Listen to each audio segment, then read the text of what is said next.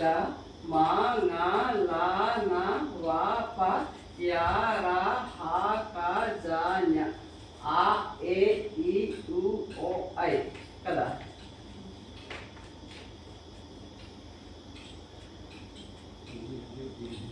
జారు వస్తుంది దానివల్ల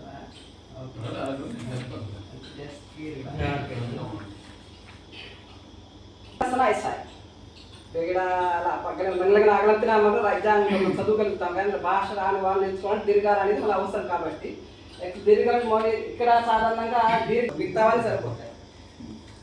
మన దీర్ఘాల గురించి జస్ట్ వాళ్ళకి రీలు వెళ్ళే అక్కడ పదాలు రాయాలి. అమ్మాయిలు వెళ్ళే రాయాలి మామూలుగా అగులు కలిపి నాకు ఏదో పెట్టాను. దీన్ని కొంతమంది రామతో వచ్చి రమాన వచ్చు, ఏదో వస్తుంది రమాన అదే వస్తుంది రామాన అదే వస్తుంది. మనం ప్రాంతీయ భాషకి వెళ్తే మనకు బాగా కన్ఫ్యూజ్ ఇది సక్సెస్ అవ్వాలంటే ప్రాంతీయ భాషకి వెళ్ళకూడదు. మనకి ఏది రాయాలో అది ఇంగ్లీష్ లో ఫస్ట్. ఇక్కడ ఈ మీకు సపరేట్ అక్షరం మళ్ళీ కావాలి మనకి ఇప్పుడు. అలాగే అనుకోండి తెలుగులోనే పట్టుకుని జాగ్రత్త చూసుకుంటే సరిపోద్దన్న ఆలోచన ఉంది. మళ్ళా దీనికోసం మళ్ళీ వేరే అక్షరం దాన్ని మళ్ళీ అప్పుడు తెలిసిపోతాయి క్లియర్. ఒకసారి సవరాలు రాసిన తర్వాత ఇంగ్లీష్ రాసి తెలుగులో రాయండి.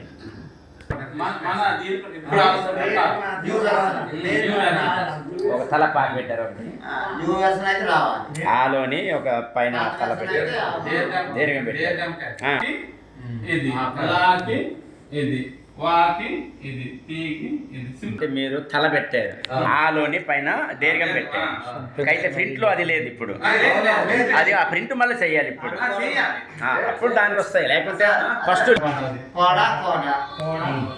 ఇప్పుడు అదే ఆ కోద అన్నది తేడా ఉంది.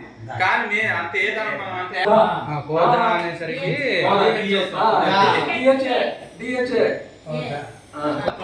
ఇది కూడా అయితే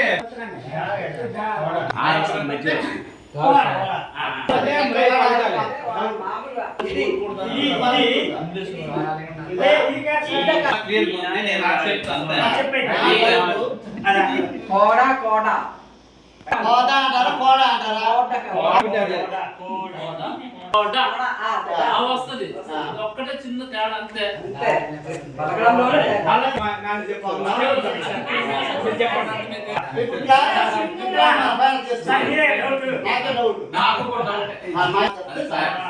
కోటాకి ఇవ్వాలి సార్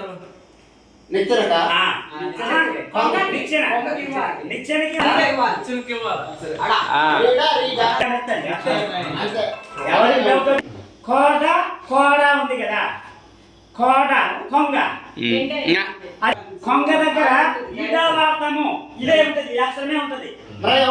కోడ దగ్గర సౌండ్ బట్టి సరిపోతుంది, ఇంకేమీ లేదు.